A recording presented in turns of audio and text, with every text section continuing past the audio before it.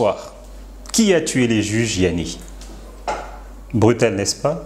Bienvenue sur notre numéro 1 de Sopolitico, qui est notre nouveau magazine d'analyse d'actualité.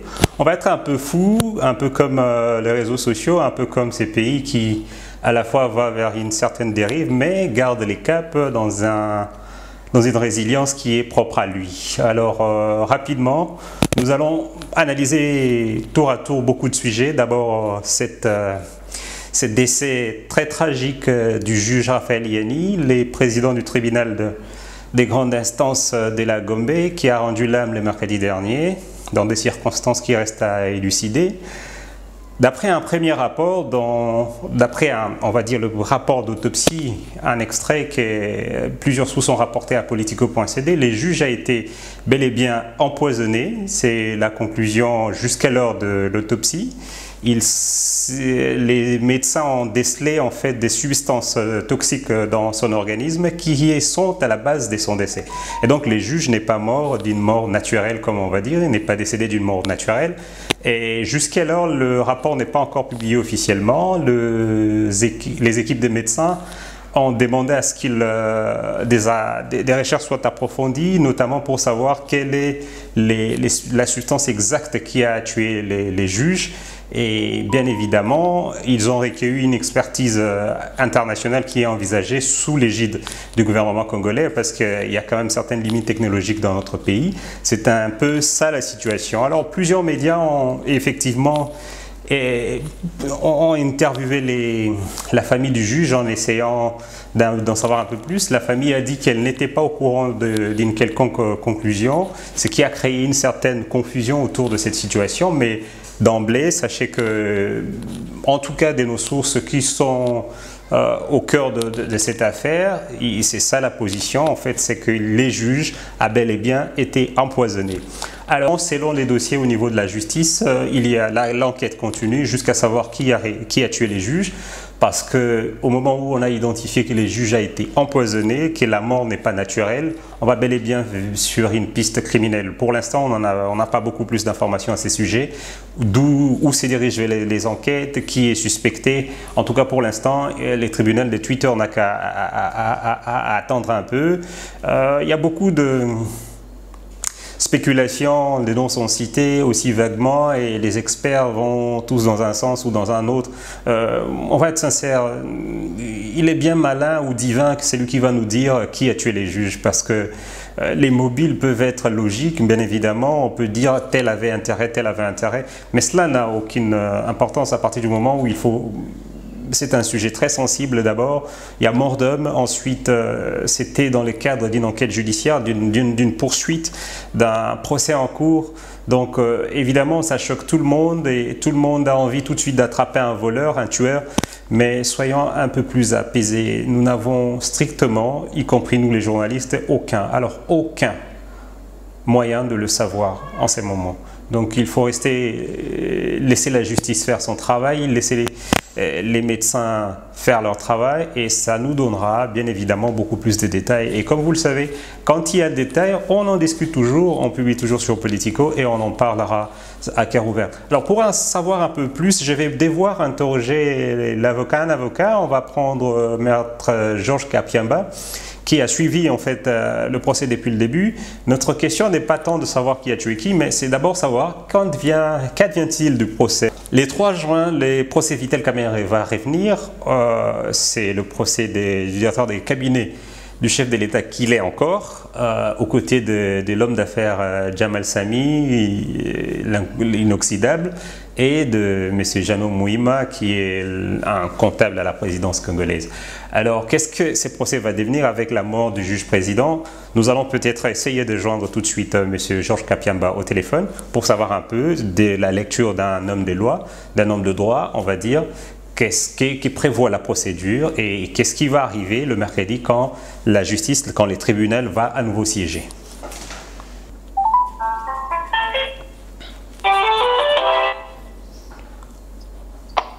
Allô? Allô, bonsoir maître Georges Kapiamba.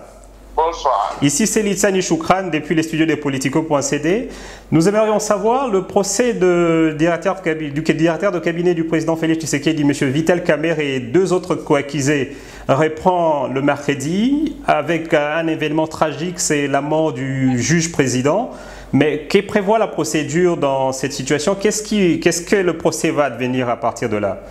Non, le procès va se poursuivre normalement et notre juge a été déjà désigné. Il va être celui qui est décédé dans des conditions tragiques dont nous regrettons, va être remplacé.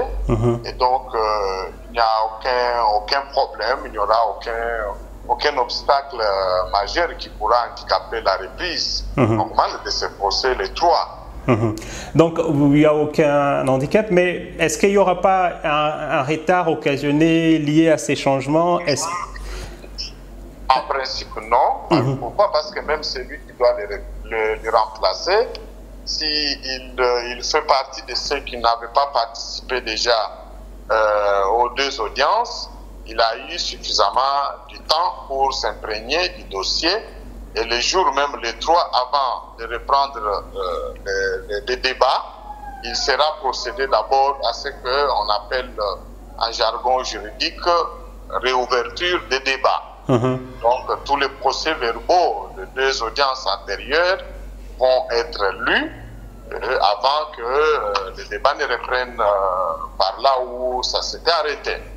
Maître, avec ces changements, un décès tragique, mystérieux jusqu'alors, est-ce que le peuple congolais la justice n'échappe pas de plus en plus? Est-ce que les changements des juges ne peuvent pas entraîner un certain changement de direction dans le procès? Non, mais je ne pense pas, parce que la direction de débat est organisée, construite par les tribunaux en fonction de procès-verbaux, de pièces qui sont au dossier, éventuellement de nouveaux faits qui peuvent ressortir des débats en public. Mais bon, pour la suite, je crois que ça va suivre la même direction qu'on par le passé, à savoir la recherche de l'équilibre, le maintien de l'équilibre entre toutes les parties litigantes, la recherche accrue de la vérité, par éventuellement la comparution des témoins à charge et à décharge.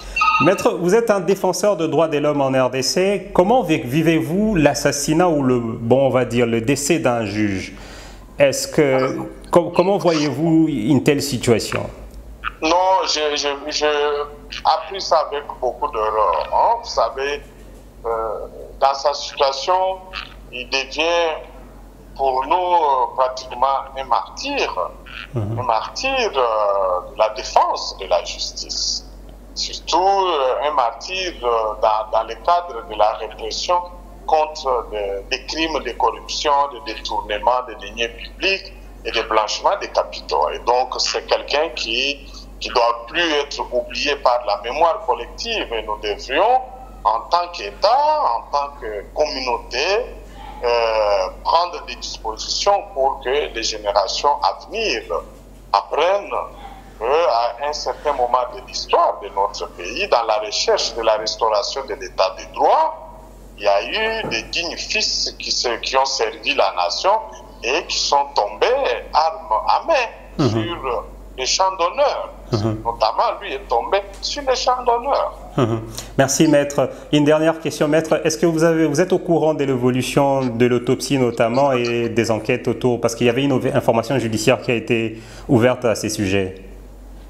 Oui, nous savons qu'il y a eu une information judiciaire, une enquête pour bien reprendre l'expression, dont nous ne connaissons pas encore les conclusions en ce qui concerne le travail, la réquisition du procureur qui a demandé au médecin légiste de faire une autopsie. Mais les contenus, nous ne connaissons pas encore jusqu'à maintenant. En tout cas, merci beaucoup, Maître Georges Kapiamba. Je rappelle que vous êtes le président de la CAGE, une ONG de défense et de lutte pour le droit de l'homme en RDC. On vous a joint depuis Kinshasa. C'est moi qui vous remercie. Merci, des bonnes choses à vous. Merci, au revoir.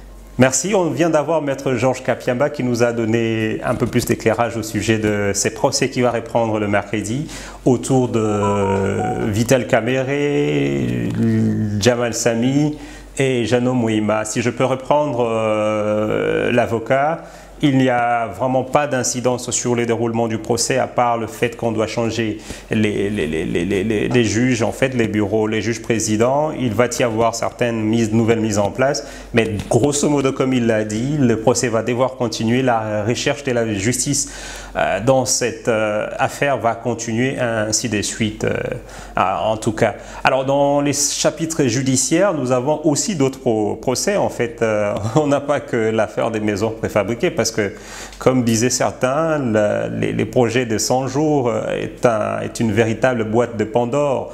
De l'autre côté, David Blattner a été devant la justice aujourd'hui. Ensuite, avant lui, il y avait aussi un autre procès, toujours dans le cadre du programme des 100 jours, de M. Fulgence Bamaros. Et à ce côté, on a Modeste Makabuza et le DG de l'OVD, Benjamin Wanga, qui sont poursuivis pour détournement. Là encore, on aura une autre audience bientôt, ça sera le 5 juin, si je ne me trompe pas. On pourra bien évidemment les juger autour de cette affaire. En dehors de ça, toujours au niveau de la justice, on a les genoux, excusez-moi, on a l'affaire du pasteur Mukuna et le pasteur a comparu et il va devoir revenir aussi le 5, si je ne me trompe pas, devant. En dehors de casseroles judiciaires et des gens qui s'emprisonnent à Makala, nous aurons peut-être des nouveaux locataires dans un autre dossier qui commence à monter. 555 millions de dollars, c'est les chiffres. Parce que le Congo, c'est souvent une histoire de chiffres. Nous avons commencé avec 15 millions au début de l'année 2019. Bon, on va dire au milieu. Ensuite, on est passé à 200 millions, un peu plus, on monte. Un jour, on parle de 57 millions.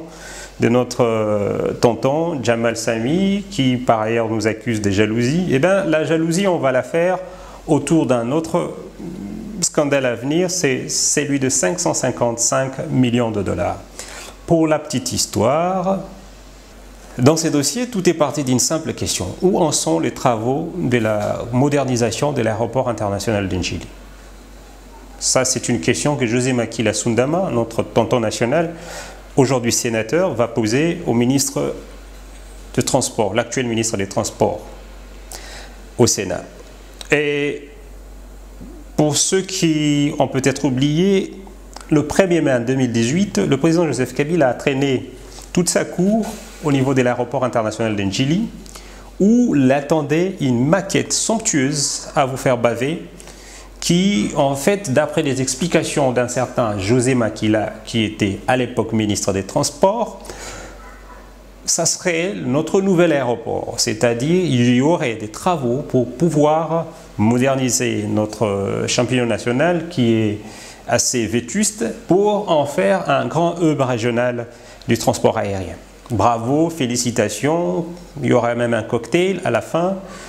Le président Joseph Kabila pose la première pierre et voilà, les travaux devraient débuter. Sauf que jusqu'aujourd'hui, comme souvent, rien du tout. Alors, José Makila fait venir le ministre de Transport au niveau du Sénat. Didier Manzengu va dire quelque chose de très intéressant. Les retards enregistrés dans l'exécution des travaux est causés par la pandémie à coronavirus. Quoi? Moi, c'est ce qu'il a dit.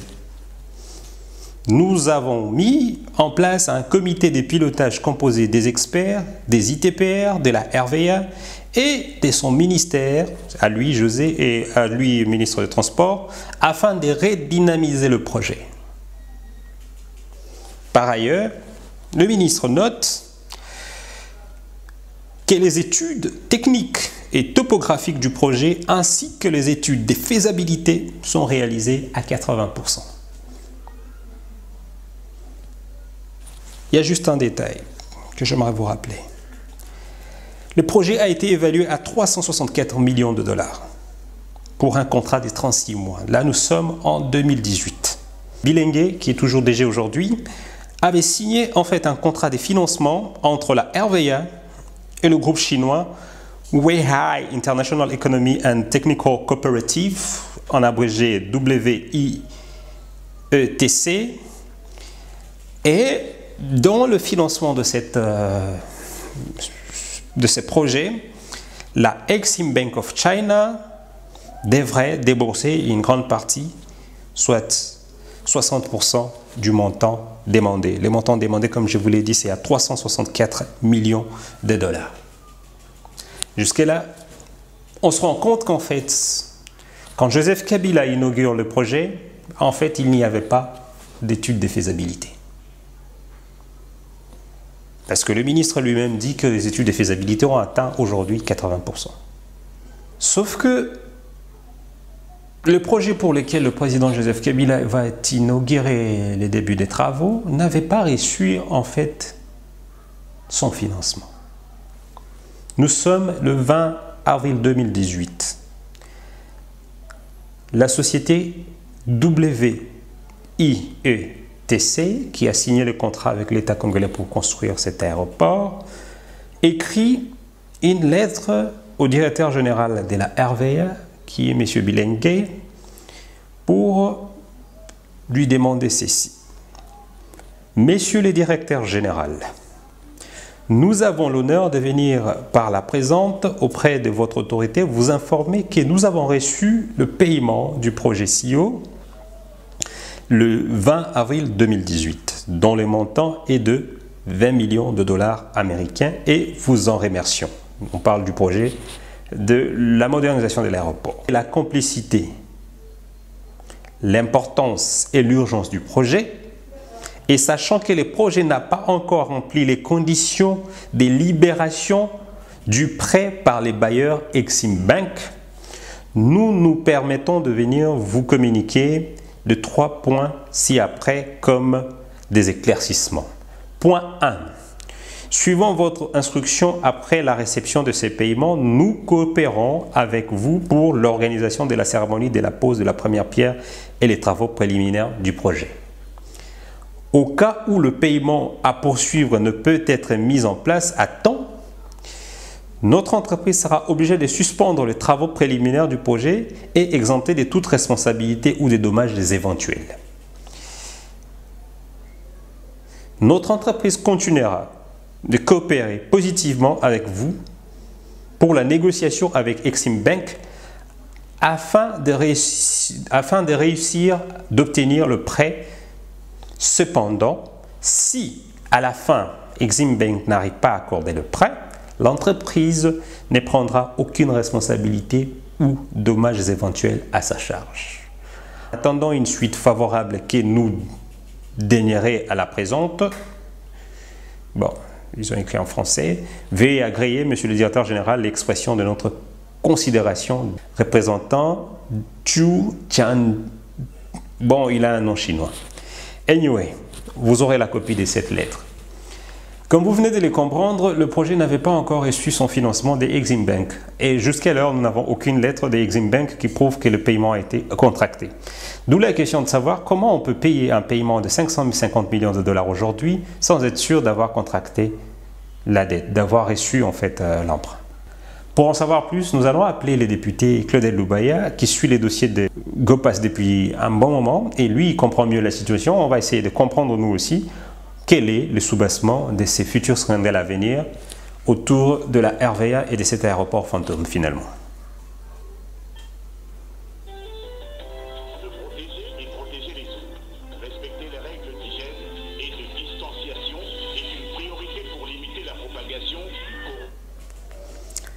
Honorable, bonsoir.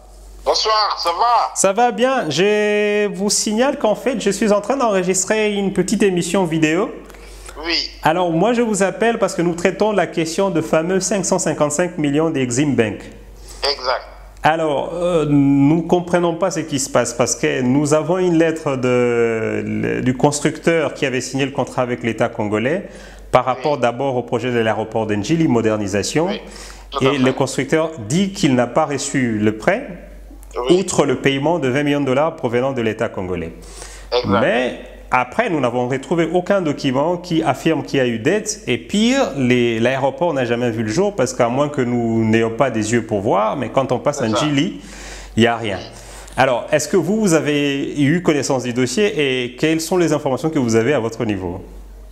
Merci, merci. En fait, il faut dire qu'à mon niveau, les informations que j'ai viennent du ministre des Transports, qui a répondu à ma question lui adressée sur l'utilisation des fonds du GOPAS. Et dans cette correspondance, le ministre dit que le GOPAS devra rester parce qu'il doit contribuer à rembourser le prêt de 555 millions dû à Exim Bank et que c'est hypothéqué jusqu'en 2023. Oui, donc moi je ne me fonde que sur ça. Donc je n'ai pas une lettre qui dit qu'il y a une créance. Moi je me fonde sur la déclaration du ministre, mais je me fonde aussi sur le compte rendu du dernier Conseil des ministres, où le président de la République, où le gouvernement a instruit le ministre de la Justice à prendre toutes les dispositions pour négocier un remboursement dans des conditions acceptables. C'est dit dans le compte rendu. Oui. Donc c'est comme ce sont les officiels, c'est le gouvernement, la bouche autorisée, qui affirme qu'il y a une créance. Moi, je n'ai pas beaucoup d'efforts à faire par après. Mais il y a une créance, mais on n'a toujours pas d'aéroport, honorable.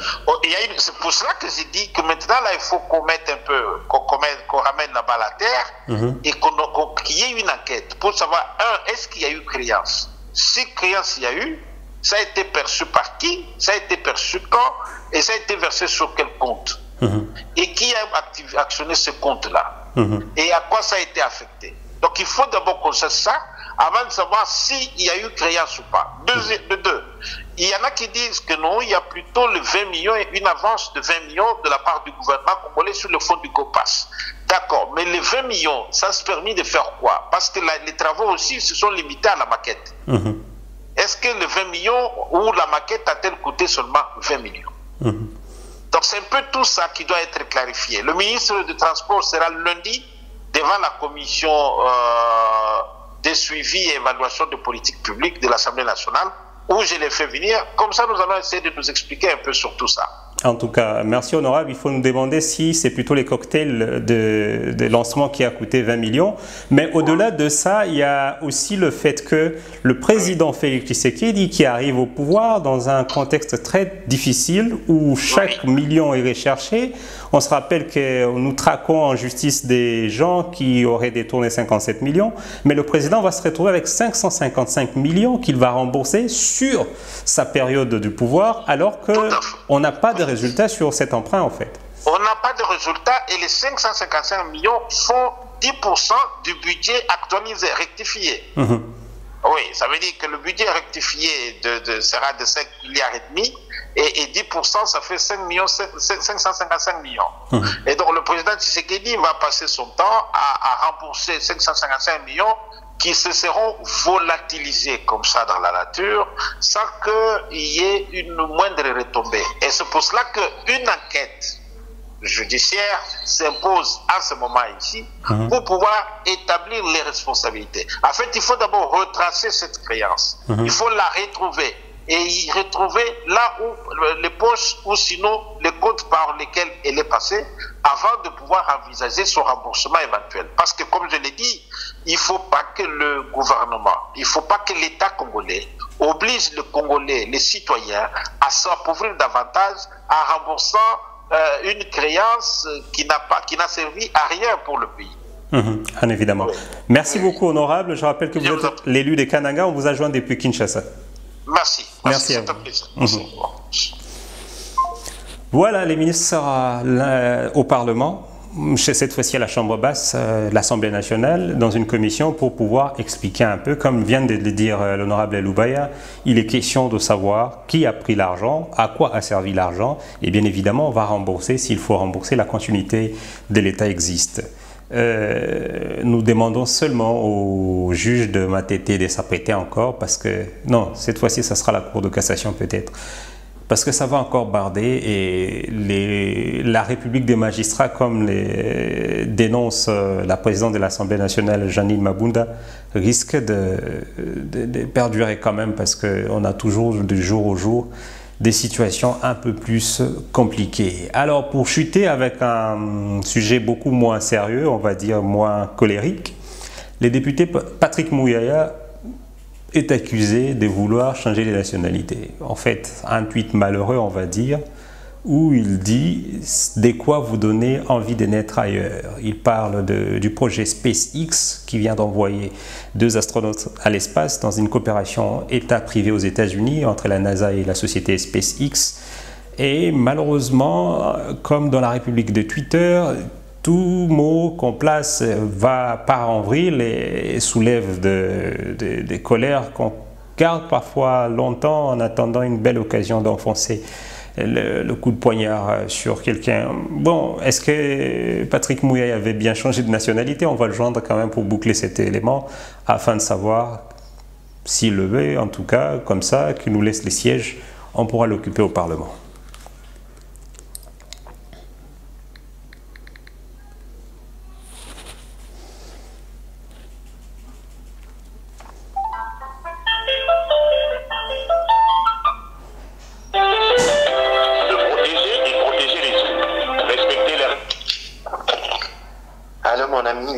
Ça va? Ça va bien, honorable, bonsoir. Excusez-moi, mais vous passez en enregistré sur notre émission So Politico. Tu dis quoi? Je disais que vous êtes en train d'être enregistré dans notre émission So Politico. On vous accuse de vouloir changer de nationalité. Oh, pas du tout. Je ne changerai pas de nationalité, j'ai jamais eu ces plans. J'ai jamais eu ces plans. Je crois que les tweets ont été mal compris par certains. Ils ont fait une histoire, mais bon. Ça arrive souvent sur Twitter, ça passe. Mais, honorable, on ne peut pas être fier de quelque chose qui est fait ailleurs sans pourtant être taxé de changer de nationalité, c'est ça? Non, ça dépend. Hein. De toute façon, moi, j'ai fait ces tweets-là parce qu'il y a toute une histoire derrière. D'abord, je suis un passionné de l'espace, de tout ce qui est aéronautique et de tout ce qui monte, donc c'est par passion. Et des deux, quand tu vois l'histoire autour des SpaceX, hein, il faut dire que c'est un privé, hein, et c'est Elon Musk, ce n'est pas un né américain, il est venu d'ailleurs, d'Afrique du Sud, il est parti, il a construit une histoire, et aujourd'hui, ils ont fait ce qu'ils ont fait. Moi, j'ai déjà visité des musées de l'aéronautique, hein. Si j'aurais de l'argent, je ferai un tour dans l'espace, donc c'est toute l'admiration qu'il y avait autour du projet que j'ai dit... une petite envie, une envie de naître ailleurs. Je crois que c'est des envies qui peuvent arriver à tout le monde à un moment. Sinon, les gens ne s'expatrieraient pas. Sinon, les gens n'auraient pas de rêve d'aller dans tel ou tel autre pays. Mais c'est une envie qui ne remet en rien ma fierté d'être congolais. Du tout. Mais est-ce qu'on peut rêver d'envoyer quelqu'un à l'espace? On a failli envoyer un rat, en fait, en 2011. Il est parti dans la mauvaise direction. Est-ce que c'est un rêve congolais? Non, je crois qu'il faut qu'on ait des rêves qui soient à notre portée pour qu'on ne paraisse pas fou. Ça veut dire qu'aujourd'hui, le rêve du Congolais doit d'abord être de manger. Nous sommes encore au stade où nous recherchons les besoins basiques.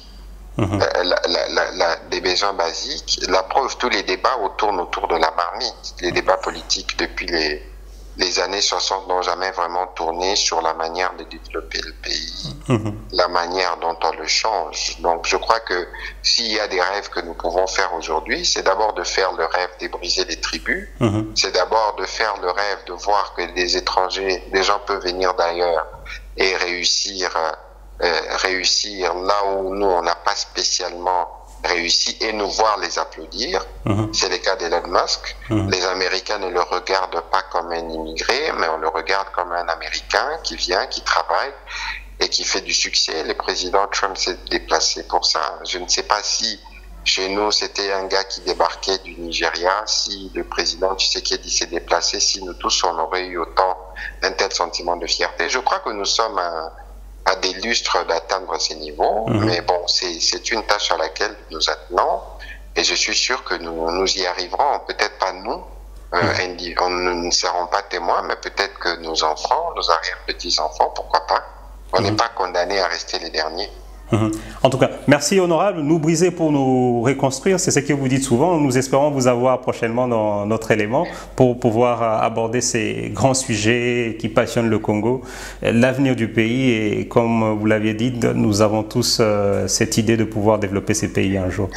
Mais je crois que c'est une surprise ou c'était vraiment une émission par Lichani? C'est vraiment, je suis en train de...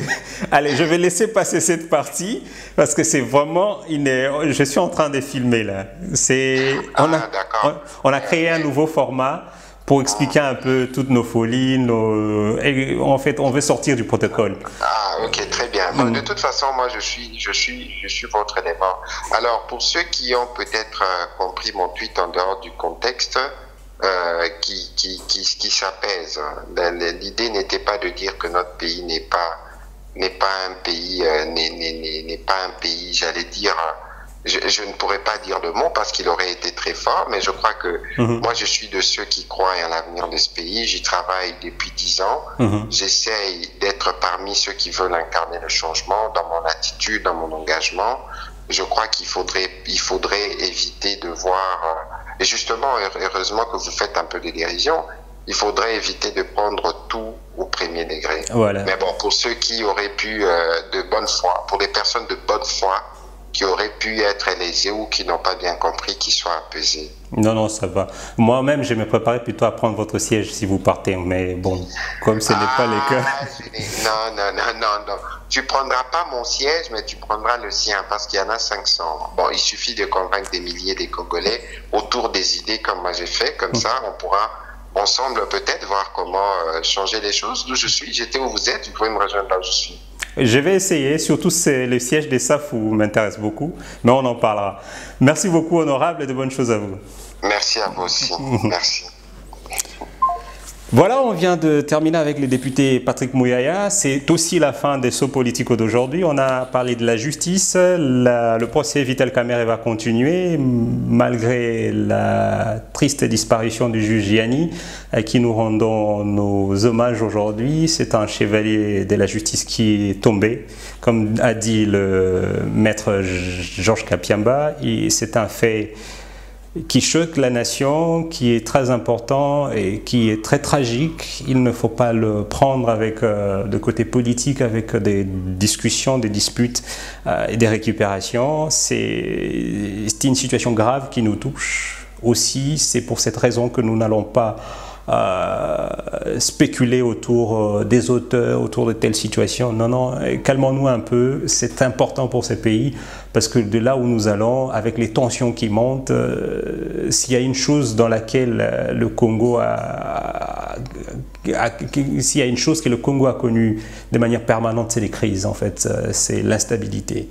L'instabilité a toujours été stable dans ces pays et essayons d'être une nouvelle génération qui va éviter ces genres de choses. Bon, c'était les côtés sérieux. Il y a 555 millions qui vont être cherchés bientôt parce que l'État va payer à Exim Bank cet argent. Le président Félix Tshisekedi s'est assuré néanmoins que l'État négocie des bons termes de remboursement. Cet argent aurait été emprunté pour construire et moderniser les aéroports de Njili et de la Luano à Lubumbashi. Aux dernières nouvelles, à moins que depuis les confinements, on n'ait pas passé par Njili, peut-être qu'ils ont pu planter l'aéroport, mais aux dernières nouvelles, il y avait toujours le même, l'aérogare qui était là, qui a été inauguré, mais on n'a pas vu la maquette sur laquelle notre tonton Bélix s'est penché, être construite et inaugurée. Non, on n'a pas vu ça. C'est tout ça les sujets sur lesquels on a débattu. Et puis à la fin, il y a eu le député Patrick Mouyaya qui a démenti qu'il ne partait pas, qu'il ne voulait pas changer de nationalité. C'est peut-être, on a mal compris les tweets. C'est aussi ça. Les gens n'arrivent pas suffisamment à rire sur les réseaux sociaux, trop stressés et on prend tout à cœur. Moi, par exemple, je m'apprêtais déjà à prendre son siège de député en croyant qu'il allait quitter le pays, mais on est déçus. Déçus, mais restons heureux. C'est le premier numéro des Sauts Politico. Les prochains pourront être beaucoup plus meilleurs.